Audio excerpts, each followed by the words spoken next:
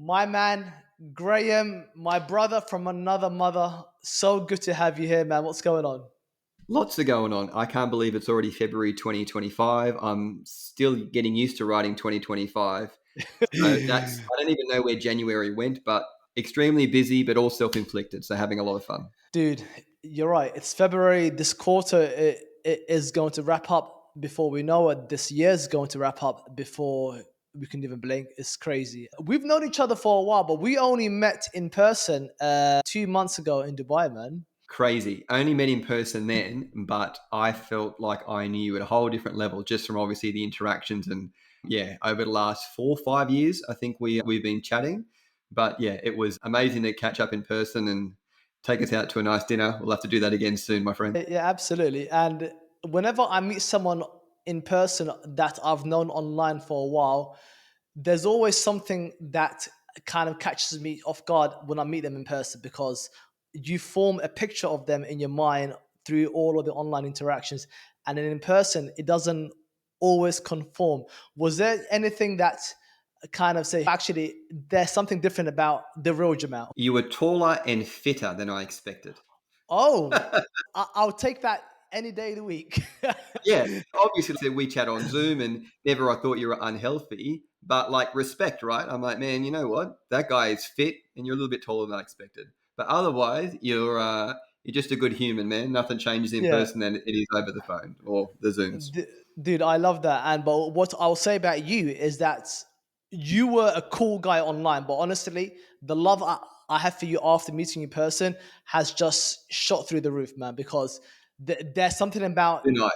someone's energy and frequency that you can't quite get online, but in person, man, I felt it right away. That's nice. I appreciate that. Yeah.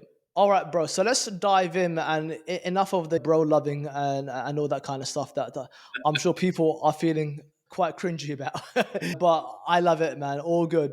Talk to me about you. You were in real estate. You were running your own real estate company, and then you got into e-commerce. Just talk to us about that transition, firstly. Yeah, sure thing. So I was heavy on real estate. I was heavy on real estate because I was really good at it. However, I didn't love it, but I didn't realize that until I found e-commerce. I think, like a lot of things, you just fall into things. When you have success with it, you'll keep moving forward with it. I found the online journey through Amazon initially, and I found Amazon because I went to a conference to go see Robert Kiyosaki speak. So most people know Robert Kiyosaki, obviously with wealth creation, rich dad, poor dad, but he has a lot of his wealth through real estate. And being real estate minded, I wanted to go learn more about that because that was my passion I felt and my path at the time. However, at a lot of those conferences, they have these leading speakers, right? That I don't tell you about. And a lot of them are just selling you something around here, Forex trading or whatever it might be, or crypto. Yeah. Just buy this and you'll be rich. But Yeah. at the time, this was 2018, a gentleman got on stage and spoke a bit about selling on Amazon. And I was really curious more so of the business model. So he spoke about, you know what, you can get brands, you can get products that can be like little investment properties for you. And if you get right with the right profit margin, they can start to make you an income. And I was clicking with everything around, you know what, I can relate to that because I'm doing that now in the real estate world, but you're using products and I didn't even understand you could build a brand, it'd be worth an asset. Mm. The thing that got me, I can't remember exactly how he worded it, but it was the revenue turnover you could potentially create one day through an online business. So my business back then, it was turning over more than $10 million a year. It was quite a big business that I built. But I think at the time I had about 70 odd staff. And that level of business, you become a full time counselor.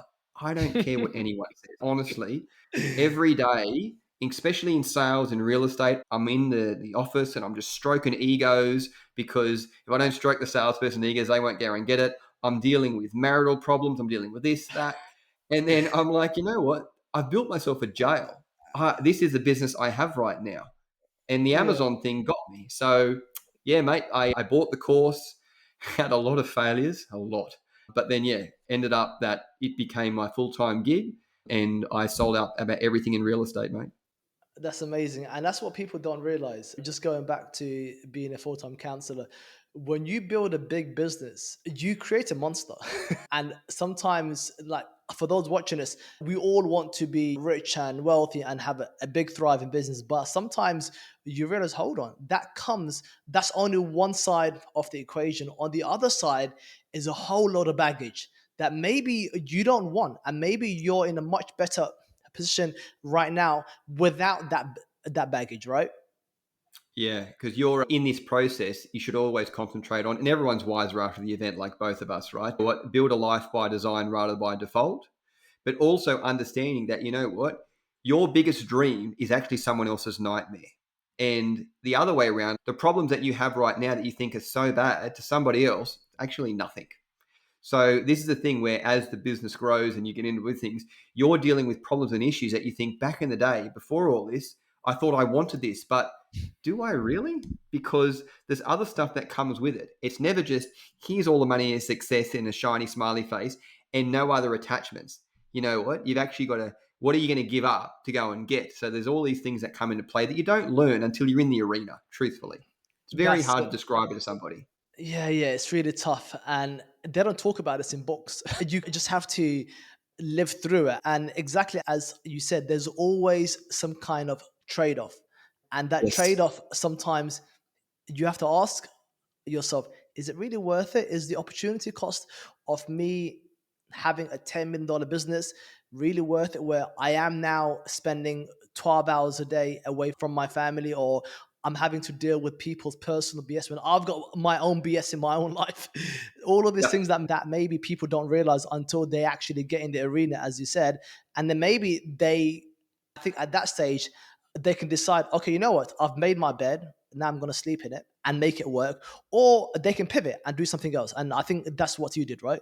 Yeah, it is. I pivoted because like true learning happens in the arena. You know what, as we're getting success and look, I built my business through Amazon in 2020 to 2023. I guess that was probably like my main growth stage, but at the same time I understand that you know what, being an omni-channel has more benefits than it used to. So beforehand, Amazon, and I don't know, but people tell me if you got it in 2010, it was just a free fall. You throw a product up, you don't got to worry about brand or nothing. You know what? Just stick a label on it. You're good to go. Yeah. And obviously things evolved, which is good and bad. It made it harder, but it also, in my mind, weeded out the idiots. So you actually have to have some skill to be successful on there.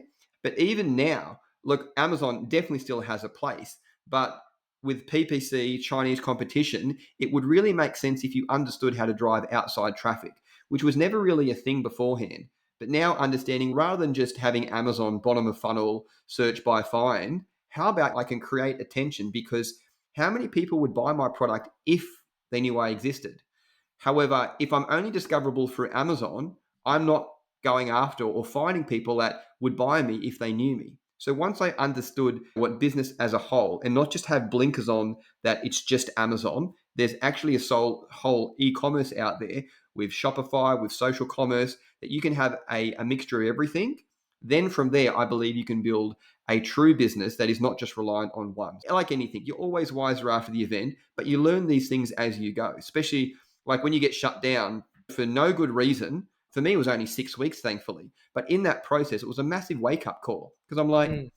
realistically, there could be a back end AI bot that goes wrong and I'm stuck. There's nothing I can do other than email Jeff. Jeff Bezos at Amazon again. Other than We've all that, done that. and then just go through all the AI bot answers that you get, it wouldn't be great in any circumstance. But if I had more revenue or more eyeballs from other channels, I can still keep moving forward rather than have that panic mode. So lots of Dude, lessons learned, but yeah, dude, very grateful.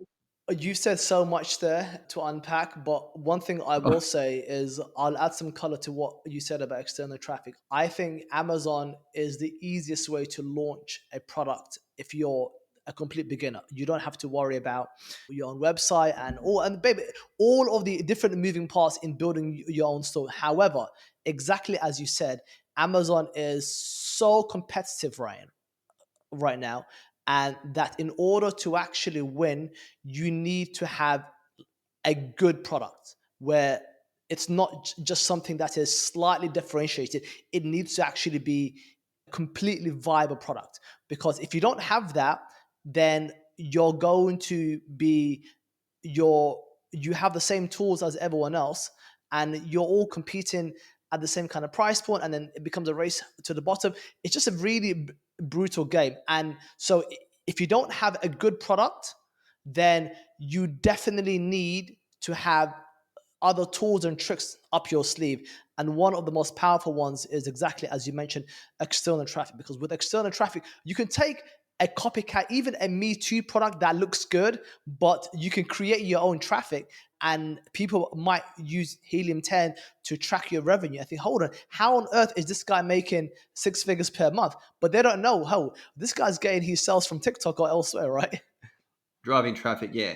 And the only thing I'd probably double click on that too is having a great product. Now, whether it's TikTok or Amazon, I'm very passionate about being visually demonstratable. So there's so many people, and obviously I do a lot of coaching in the world of, yes, TikTok, but just in Amazon and business in general, where they're like, you know what, once you buy my product, it does this, then it's that, and whatever else. But it's all after you get it. So I'm like, okay, I can you show that visually? Don't just tell me based on what, if you put it in my bullet points, thinking that everyone's going to read that, which we all know they don't, around how much better your product is. Can you literally show me on your hero image the difference between you and everybody else on page one? Because if you can't, it is such an uphill battle. If you look the same as basically everybody else, however, once you get bought, then it's different. And it's the same in the world of social commerce and TikTok and content. If you have a product that's not demonstrative, that I can't show clearly either a before and after or the use case, if I can just show you a supplement and say, oh, once you take it, it's all this and all this will happen, very hard to get momentum. So these are things I would consider, yeah, moving forward with any products I work with, whether it's my clients or my own in future. Yeah, absolutely, man. I think that's a key point. In There's no point in showing like post purchase. They've already bought from you, so there's no convincing that needs to be made. No persuading. But if you could incorporate that through a demonstrable hero image or before and after, before they buy, before they actually click add to cart, then obviously your conversion rates are going to go through the roof, man. You said you had Hmm. loads of failures. Obviously, we all know about your massive success and your exit. I think it was 2 years ago now. But talk to us about your failures, man. What were some of your failures, and why do you think they were failures in retrospect? They were failures predominantly because I went in with the wrong mindset. As a real estate professional, the mindset I had was it's a numbers game. So basically, the more no's you get in the real estate game, then you'll get to a yes. A lot of people might speak to a couple of people about, hey, would you like to buy a house or sell a house? They get a few no's, they get a bit, oh, and then they don't actually get the momentum. Where I used to coach in that industry as well, it was like, it's just a numbers game. The more you put out there, the more chance you've got getting things back. But I took that mentality into something like the Amazon world, and I thought, you know what? I'm just going to be like Walmart. I'm not going to worry about brand. I'm not going to worry about avatar. I'm just going to pump as many products as I can down, throw a heap against the wall, and find out which one sticks. Because the more no's I get, then I'll get to a yes. And that was my strategy on product failure number one and product failure number two. Number three. Then I get to number four and I'm like, maybe I'm not on the right path here. Number five, number six, number seven. There's eight that I can recall that I launched. Like literally got samples, made a few iterations, sometimes not, launched it, PPC, reviews, EVs, everything, fail. And then I understood this is not the way to go. And I learned the correct practices in place. And that's when I got success. That's when I found my product. I understand about brand. I understand about avatar. I understood about filling a gap in a marketplace. All these pieces that if I knew from day one, I wouldn't have done. But that is the main reason. It's just the incorrect mentality moving forward on it. Yeah, because I think that mindset that you brought over from real estate is a double-edged sword because it allowed you to see through eight failed product launches and still have another crack at it. Because in your mind you're probably thinking these are just eight no's. The yes is coming. It's the next one. What made you in that moment after the eighth failure? What made you pause and say, "Hold on, actually, this mindset might not be working for me, and I might have to revisit the books." I think I was pausing and stuttering from failure number four. Okay. But you just yeah, number 5, 6, 7, and 8 just came around as well because they're like, nah, surely this will work and that will work. And there's different components. Again, my business partner Rafa always talks about what true learning happens in the arena.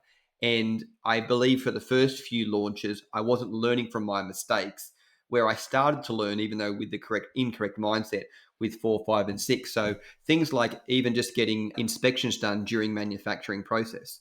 I wasn't even getting that done on the first few. And then the reviews started coming in and there was a problem. I never saw the product. The sample was good, but why would I actually bother after I had a good sample about getting inspection done during production? So these are like silly things that is most common if you actually had any brains about you, but I didn't. I was just go. But by the time I got to number 8, and I can't remember where I heard it, but like anything, there's lots of information that's fed to you. I'm very much somebody who likes to keep learning, keep listening, keep reading, but certain things kind of stick with you. And a couple of things in these lessons that I really took into my 9th launch, which was my successful one, was there's a lot of debate around what should you launch something that you are the avatar, or should you launch something that the numbers look great on but you're not the actual avatar, but you can study it, you can go to Facebook groups, learn about that avatar, solve their needs. Yeah. I don't think there's a right or wrong, but I remember this podcast I listened, it was a podcast, this podcast I listened to, it was saying in this gentleman's opinion, it was like he would also always go for a product that was his own avatar. And the reason why is because most likely, if he's the avatar, he's going to have more of a passion for it. Where in any business, as you move forward, you're always going to hit speed humps. But the difference is if the product and the brand is your avatar and you're semi, if not passionate about it, those speed humps are exactly that, speed humps that you will move past and keep pushing forward. However, if you go for an avatar that is somebody else's interest, you're not really passionate about it, but the numbers look great, as soon as these speed hump comes up, they can look more like brick walls because subconsciously you're looking for something to say, oh, I knew this wasn't going to work. And you know what? I was never sure about it. Even the numbers were great through helium 10 or whatever it might be. And he's so like anything, it's your resistance to keep moving forward. We lost him for a second. There Dropped you out are. for a minute. There you are. Don't All know. good. I was mentioning around, yeah, it's your resistance in most businesses that can push past different speed humps, even brick walls, that would really truly get your success. And so that really resonated with me that rather than just keep throwing products up, first of all, the next product, number 9, it's going to be a product and a brand built around my avatar and something I'm passionate with. So that way I will keep moving forward rather than I wonder with the previous failures, could they have been success or did I just give up too easy because it wasn't really me? So that was a key turning point. That is so golden what you just said, and obviously your avatar is watches, and you are the one who got me into watches in the first place. So How about I've that? got, yeah, I've got to thank you for that. But one thing I see, because I want to square what you said with what I see every day is where people go after things that they are passionate about. They might be really into cooking, and they are adamant they want to launch some kind of cooking utensil, or they are a new mother or a new father and now they want to launch some Montessori playset. And sometimes, hold on, what you're passionate about is great that you're passionate about it, but there isn't any profit in that market. How do you square that? Yeah. So I'll say pillar one is the your avatar and you're passionate about it, but that doesn't offset the numbers because again, you can be passionate about something, but at the end of the day, everyone's passionate about making a profit, not just you know what it's. What do they say? Is it's not turnover, it's leftover. That's actually what counts at the end of the day, rather than business. And people get so interested in he's turning over this much. Great, I want to know what the leftover is. So the Mm. numbers become very important. But for me, pillar one, and again, there's no right or wrong, it's just my success journey. But my pillar was yes, avatar, yes, understanding that I was passionate about it. But my second pillar was the numbers, but more so filling a gap. So how I fell into the watch products was understanding because I'm passionate about it, the market in general. And because I was only focused on Amazon, I wanted to know was there a gap there, whether it was for that product or anything else. But what I found was not so much a gap on Amazon, but a gap in the marketplace in general. So, in the world of watch accessories, at the time on Amazon, there was the cheap, respectfully Chinese, not very good quality products, all for $20, $30. That's pretty much all there was there. Yeah. However, for the quality products, there was nothing on Amazon. And the quality products off Amazon on Shopify and other marketplaces in retail, watch stores, whatever else, they were all selling for about 200 to 200. So for me as an enthusiast in the space, I was like, okay, even though the gap in the marketplace is in the middle, I'd actually still be the highest seller or the highest retail figure on Amazon, which Mm. is normally an unusual place to move into. Most people are like, look, you know what, on Amazon, you got to try and find your space. I went straight to the top, but I knew for the enthusiast in that whole marketplace, I was more than affordable. So my average price point was at the time around about 85. You moved me up to 129 actually back in the day because price creeping was something I didn't learn. I learned from Jamal, and then I was crapping myself thinking you can't put the price up. It's going to. And anyway, I was wrong, but this was your expertise at the time, and it still is, of course. But so yeah, I launched it around about an 80, 85 mark, and I was literally double all my competitors. However, I had a super premium product that was premium in quality, but I could visually show it. Yeah. So if I can visually show it, it's more so that when the enthusiast, they might go on Amazon and be like, you're the most expensive product here. But I can see quality wise, you're way better than these $30, $40 ones. However, in the marketplace, if I go on Shopify and try and find the same thing I was selling for 85, it was at least $200. So that was the gap that I filled. And that's where a lot of my success came from by understanding my marketplace because I was the avatar. You were the avatar, and I remember when we pushed your price up, and you were like, "No, Jamal, don't do it."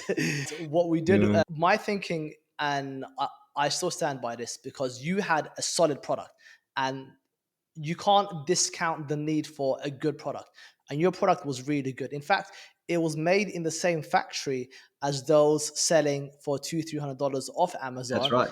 even though they claim to be made in Tuscany or some BS like that. Remember? Marketing, Yeah, lots of yeah. creative marketing out there. Yeah, they probably got one kind of string from Italy and said, you know what?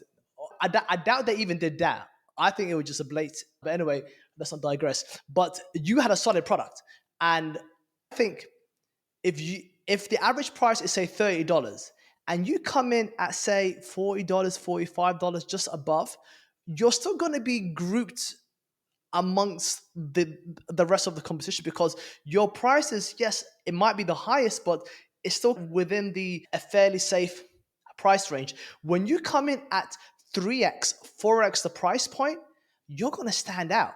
And customers, because you are selling watch rolls and watch accessories for high-end watch users, and obviously these cost an arm and a leg. So obviously our thinking was twofold.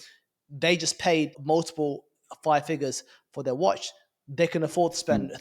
three figures on a watch accessory, number one. But number two, just from a marketing perspective, when you are significantly more expensive than the competition, customers, the right kind of customer, is going to say, why are they at 80 or $100? What's going on here? And then Yes. it's a curiosity click. What makes them so special? And if you have the content, which you did, to back it up and the reviews, boom, that's how you can get those customers who are willing to pay a premium number for your products. Yeah, definitely. And again, like so much learning happened through things. It's not that I planned for this, but a couple of interesting things that happened was I realized as we were growing the business, and it's confusing because it's not the normal, I would say, in regards to, I believe, the normal Amazon launch around price creeping, starting at the bottom and all that sort of stuff. We went like double what the most expensive was. But you're right, we didn't have the product, but we also had perception value. And this is something I didn't realize, but we learned, you know what, through our marketing, through feedback, because again, moving forward, learning from this success, I would never launch a new product unless I could create some sort of marketing perception value. So to use this exact example, yes, we were selling watch products. However, with these watch products, even though they were made out of China, in our photography shoots, we put Rolex watches, high end $50,000 watches as part of this photo shoot. So the perception value is when you're marketing your product and you have all these super expensive products using it in a use case or amongst it, it automatically feels like the product itself has more value. Now, we Yeah. could have done a product shoot with like Seikos and Tissots and cheaper watches, whatever else, but no, we didn't. We specifically were like, no, we want to target the high end watch buyer. But what the most amazing thing that, again, I didn't realize, but I learned is I wanted to go after all these people that have these high end Rolex watches that don't want to spend $200-300 on a beautiful watch case when they could buy one of same quality for about 80 or 90 that we were making good margin on. But what I didn't realize is that actual enthusiast is not on Amazon. So I'm like, okay, so who are all these buyers? And again, through research, we ended up finding out they're aspirers. So what happens is so many people who are watch enthusiasts who wanted to buy the Rolex watches, they couldn't afford the $50,000 watch, but maybe they could afford the watch case that holds that $50,000 watch as an Right. aspirer to buy that one day. So we took this whole marketplace. In all honesty, I didn't even know it existed. And my avatar that I was chasing became a completely different avatar. So our main buyer was the person who liked nice things, liked nice watches, couldn't afford the super expensive stuff, but can buy the product that houses the more expensive items. So that's how our whole marketing That's sick. campaign Yeah. built out. And that was through just iteration and seeing how the market reacts to your Yes, product. yes. Trial and error. You never could have reasonably have concocted this before you actually went to market, and that's something people need to realize. You might have some kind of vision of who your customer avatar is, but the proof is in the pudding, where you Oh, see yeah. who's actually buying my product. Having said that, there was one review that you were just chomping at the bits on, where a customer had posted a picture review with his Richard Mille, and you were like, "Wow, that was a big deal."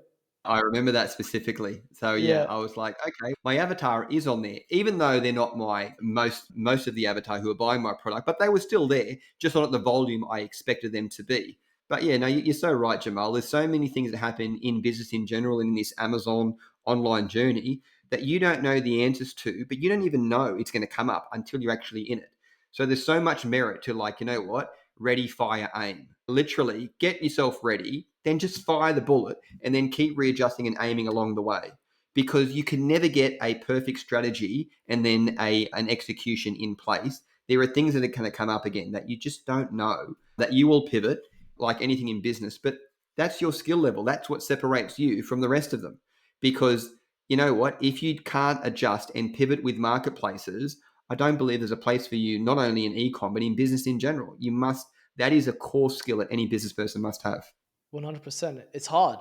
That's the thing. It's hard Yeah. and it's painful, but if you can develop that muscle or that skill set, you're going to outshine most aspiring business people.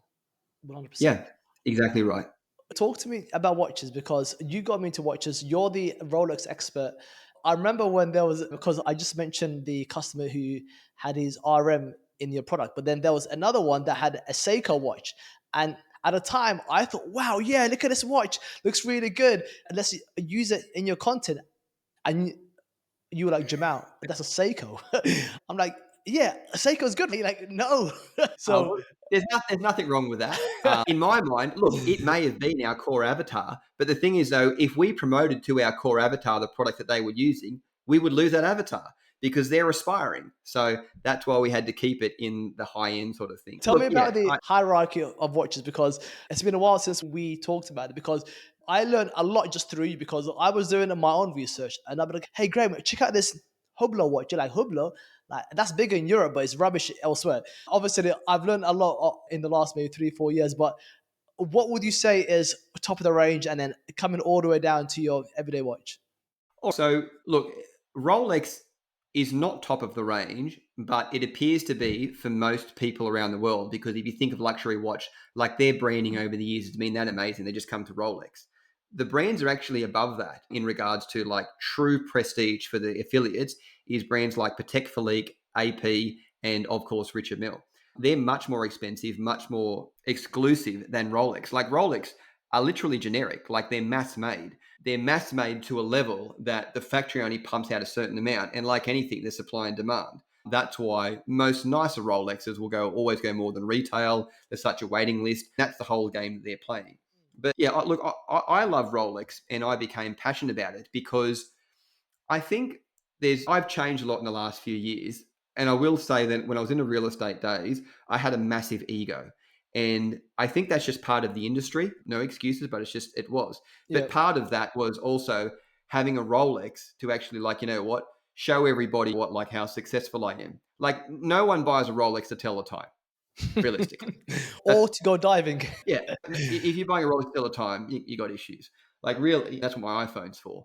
But it's a status piece, same as the AP, same as it protects everything else. But I bought pieces back then to, in a sense, try and show off or show my worth. But then, yeah, after the last few years, I've had a bit more self discovery. I've learned a lot more about myself, and I still love Rolex watches, but I have them now more as an accomplishment and a story. I know when I got a certain piece, it was a momentous piece for me in my life, and it's status, but to myself as a sense of accomplishment that, you know what, I've achieved this, I deserve this. I didn't just, this is not luck, this is Mm. hard work. So it has a lot different meaning for me now. But if we work through those ranks, I would say, like I said, RM protects, like they are pinnacles. Slightly below that is AP. Then it goes to Rolex. And then there's this whole brand of above medium, which would be like Omega, other brands like Hublots in there. Then you drop Yeah. down to Tissot, and then the Japanese start to come in place where you've got the Seikos, other brands like Yeah, that. So I've always wondered. I'll give you two brands because I don't know which one is more respectable. Longines and Brightly. Yeah, which one would you rate more highly? Breitling's are above Longines. Longines would be in between Seiko and an Omega. Ah, Breitling is about Omega's level. okay. What about Breitling and Tudor? Tudor, just only Because because I was gonna say it's like a more yeah, accessible Rolex. What's the difference, by the way? Because they look identical apart from the brand name. I'm guessing the materials are slightly more accessible. yeah, it's a slightly lower grade of materials, but it's also like just filling a gap in the marketplace. An example would be, because I'm old enough, is the iPod. So what happened was years ago, for those listening who don't understand, only thought iPhones were around forever, they weren't. Same as iPads. So before the iPhone or the iPad, there was the iPod, which was an MP3 music device. But if you study that launch, what happened is when they came into the marketplace, as soon as the iPod came around, it was amazing. Everybody loved it. But then all the knockoffs came in place. They could Yeah, do something similar. So then they released not long after what's called the iPod Shuffle or the iPod Nano, which was a mini version. So Apple then had the real version, which was the iPod, but they also owned the knockoff version. It's the same thing that's happened with Rolex and Shooter. So many people, they realized that would want the Rolex, couldn't afford the Rolex, couldn't get to that level. So they went and bought the Omega. But they're like, we want the Omega market too, but we don't want to rebrand ourselves. So why don't we create a sister brand that's not good quality, but still owned by Rolex called Shooter? And then we can compete in that marketplace and take that market share. So there was a whole model behind building that out, which made sense. it's smart. And Shooter's a great watch, but again, it doesn't have the prestige. And this is why, like, some of the richest people in the world who easily can afford the APs and the Pateks and everything else, they always still wear Rolex. And the reason why is because it's the most recognizable brand in the world. That's what you want, recognition. I don't want to go to a party if I'm single and I'm rich and all these beautiful girls are around me and I'm wearing this AP that they have no idea what it is, even though in the watch community we know, man, that is like top shelf. But if I Yeah, just wear a gold Rolex, all the girls know what a gold Rolex is, right? job done. So it's one of those things where it's just status and it's just what understanding what is most popular and how you can get that recognition. But that's that's the watch world. It was obviously some very creative tax purposes with it. So every time I bought a new Rolex watch, it was of course only ever for photography purposes for my business. So yes, very Yeah, creative. absolutely. And you even made some money from buying and selling watches, which is obviously that showcases your ability to identify the right time to buy, the right time to sell, and obviously find the right buyers at the right time. If you follow the watch market, because it's actually an asset class of itself, it followed crypto back in the day. So what happened? All these crypto money came around back in the day, and all these guys, and obviously America's flexing is a big thing, right? Like I don't know about over there, but in Australia, flexing you get a punch in the mouth. We don't do that Dude, around here, but I live in yeah. Dubai. This is Okay, okay. the capital of flexing. Okay, so flexing is obviously, yeah. So as all this crypto money comes around, flexing is not in going and buying and property and buying shares because I can't show it, but I can show it in watches and stuff, right? So then supply and demand. All these people wanted to buy these new luxury watches, which pushed the price up. Then crypto crashed at that, it will the last crash, and then you watch the watch price market. It crashed. Like I better sell me watch now to get some money back. So it's funny. It actually the trend is exactly the same as what crypto did with the watch market. Yeah, yeah, that's funny. And right now, crypto is it's in a funny place. But you're right. That's a whole All, nother yeah, conversation. yeah, but all these crypto bros, when they're cashing out, they cash out into watches and other luxury assets. Dude, right now, what you're doing obviously is you're doing TikTok. You're the TikTok guy with your partner Rafe. I met you guys 2 months ago. Just both of you are just top lads. Rafi especially, I'm joking. Yeah, but he wins okay. He's yeah, yeah, but just top lads. Where do you think brands should be, where should they be looking at in light of what's happening in TikTok? Should they be worried about what's happening with the whole ban of TikTok in the US, or is that just a FUD, as they say in using market terminology, or do you think that's a real fear? And yeah, just talk to me a bit about the space because this is where your zone of genius lies right now. Sure. In business, I learned to not stress about things that are out of your control. So with the whole TikTok, that's not in my control. So I don't have any stress around will it close down? Will it stay open? I just ride that wave. But what I am conscious about is understanding social commerce, how it's trending, and short form content. One thing that I will say is that TikTok is the place I'm concentrating on because that's where the attention is. If we just use US as a specific, there's 170 million users currently, more than half the population. It's the reason why Trump got in. It's the reason why Trump wants to keep it because he understands the power of it. It's There was massive uproar with all the community when obviously got shut down for the 8 hours or whatever it was. And if anything, it helped the platform because now there's even more conversation and talk about it. There's people selling iPhones that already have the app on it for $10,000 US. Like they're on eBay. They might even still be there now, but not people asking actual recorded sales where people are that like, I've got to get on TikTok. I should have been on it before, but now with this temporary ban, I can't get the app until it all gets sorted out. So it's a crazy world of TikTok, but it's the attention's there, but the attention is short form content. It's the way Gary Vee speaks so much about this around live shopping and around consumer habits are more built around buying off people that is more relatable to them, like a you and me, rather than Kim Kardashian with all this value with that I can't really connect with. But I can connect Mm, with somebody who picks something up saying, listen, this is amazing. I suffered from this and now I solved that. You know what? If you guys are interested, go hit the link below. That is where the world of social commerce is moving forward. And if you look at the trend about like the sort of income it's done over the last 6 months to a year, even 2 years, it's ridiculous the hockey stick it's done. So my thing is, we teach short form content and social commerce. Now it's on TikTok. But if you build relationships, and that's the true key of an army of all these affiliates who all promote your products, if TikTok shuts down, they don't disappear. They will just reappear on YouTube Shorts, yep. on Red Note, on Reels, on the new one, I don't know what it's called, that Instagram's created. Like YouTube Shorts and the shop that's being created now through YouTube Shorts got created because of TikTok, because of the power of it. So all these other companies are now copying. I have no doubt that social commerce is going nowhere and it's the way of the future. I don't know if TikTok will be around forever.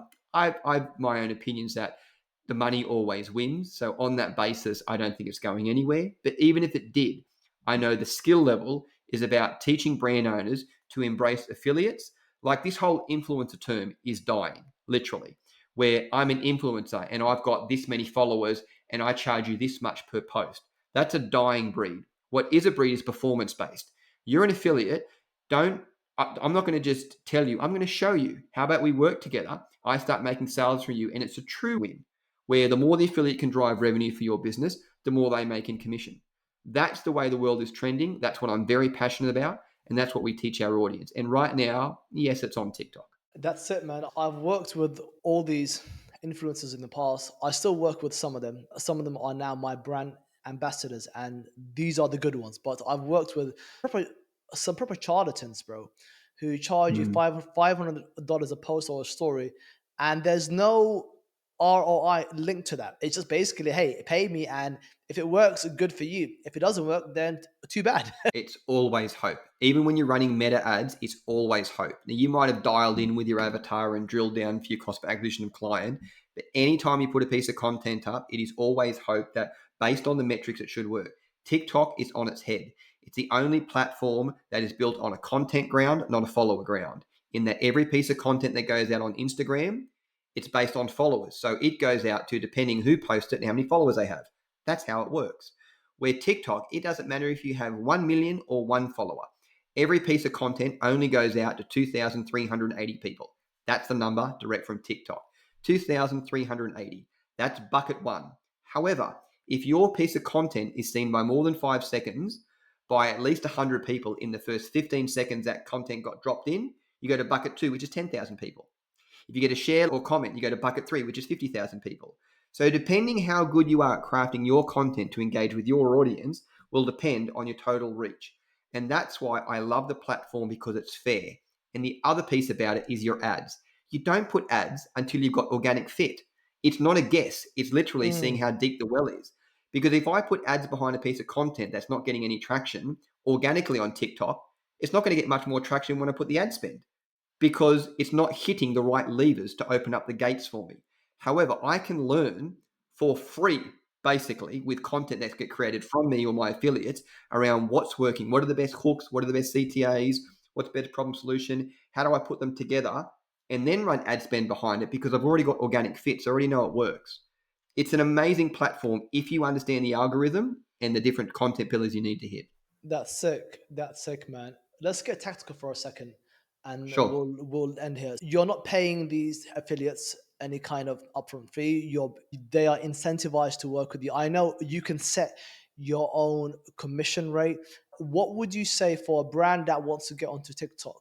Number one, where should they find these affiliates? Is it simply using the affiliate search bar or tool on TikTok, or is it something else? What kind of commission should you set to really work with those affiliates that are going to drive you good revenue? And the last point is something I've struggled with when I was doing this last year was, hey, how do you actually get these affiliates to work with you? Because most of them get hundreds of requests a day with all these brand deals. How can you stand out from the crowd, man? Sure thing. Really good questions.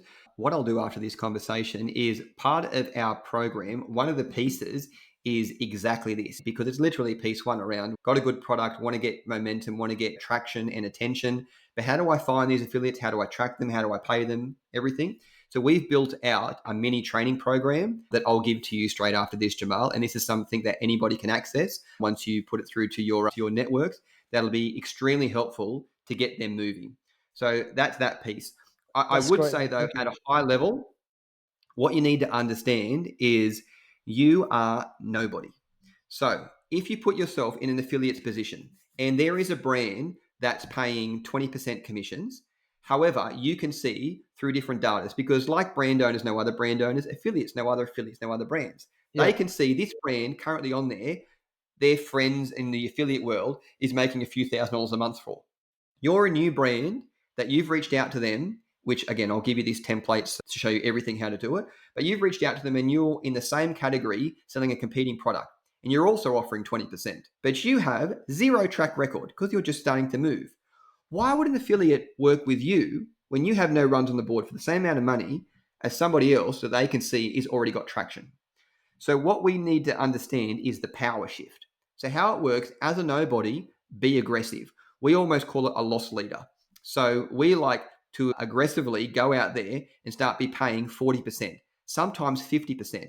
Now, brands will say, listen, if I'm paying 40, 50%, I'm basically breaking even, because literally it's the product cost and the shipping. There's no PPC, there's no other stuff. Like, it's, you have to do your numbers, of course.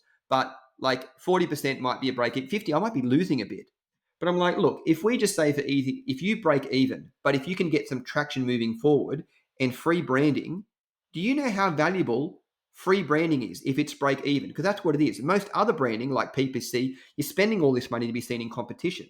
Remembering, I spend PPC to get up on page one to be seen with a bunch of 20 other listings. That's what page one is. I'm always seen in competition and comparison. Where TikTok, I'm seen top of funnel by myself. I'm not seen in any competition. So if you can reward affiliates to get your content out there, to at least encourage them to start working with you, to start making some sales, even if you break even for the first month, it's amazing because you're at least starting to get known. But this is what happens. Once you start making sales and getting known, you as a business, you're not making any money. But the affiliates, they're cleaning up. But other affiliates see them and be like, oh, that brand turned over 10, 15, 20 grand last month. And these are the affiliates that they're currently working with. I want to work with that brand. So the power shift is the other affiliates who you're not working with, they don't realize what you're actually rewarding. So then they come to you and say, listen, Oh, you're working okay. with all these affiliates. They don't We see want to the work with you.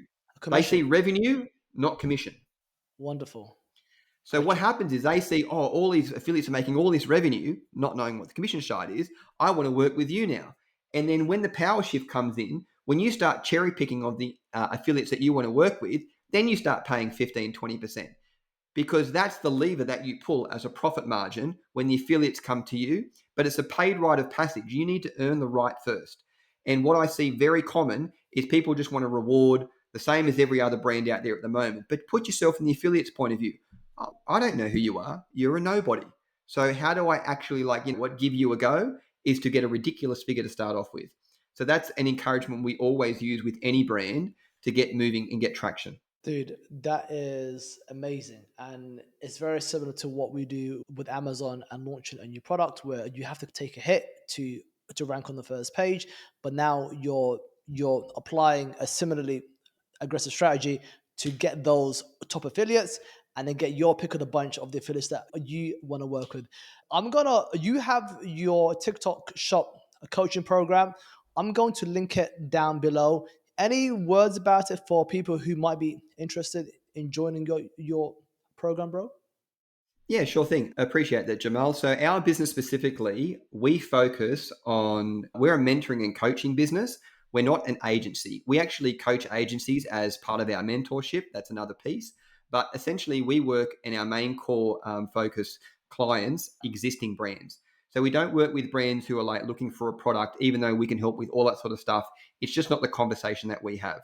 So, the type of brands that we work with, there's a lot of Amazon brands, a lot of e-commerce brands. We have brands doing anywhere from 100 grand a year up to my biggest client will, in the last 12 months, turned over 220 million. So all different levels. However, everyone has the same intention. However, the strategy and execution is slightly different depending on your current stage in your journey and what levers you have to pull in your Yeah. business. But what we are is we are a mentoring coaching organization for you to be like, I've got a brand on a current platform, whether it's Amazon or whether I might even have a TikTok shop going on, but I really don't know what I'm doing. And that's okay. You don't know what you don't know. I didn't either. But then through trial and error, like my Amazon journey and this business as well, we understand on the forefront exactly what's working right now. And because the algorithm changes so fast, there's so many new trends that are coming around. We have four of our own brands that we execute our own teachings on. I think that's important because we're not testing on our members or our clients. We can see what's working and what's shifting. So we're always coaching our members to be like on the forefront of everything. Our mentoring program covers the lot. So understanding how you build your own channel, how to work with affiliates. And again, I'll share something with you to get people in your community moving, Jamal, as well as running ads and all the different benchmarks and pillars you need to hit to make a truly successful business on TikTok shop. Whether it's driving traffic from TikTok to your other channels, Shopify or Amazon, or TikTok shop itself, we cover everything. That's our model. That is pretty sick, bro. And obviously, you are the real deal. You've been doing this for a while and you're putting your money where your mouth is with your own brands, man. That speaks to your integrity and just your character. Thank you so much for your time. I'm going to try out one of these tools quickly. All right, cool. It's a wrap, guys. Graham, thank you so much, bro. I've always wanted to do this. Okay. I'll stop now. I'll catch you. I'll catch you hopefully in person very soon. If not, we'll reconnect online, man. Amazing. Thanks a lot, Thanks for bro. having me, Jamal. It's had a blast, mate. Thank you. Cheers, bro. Yeah.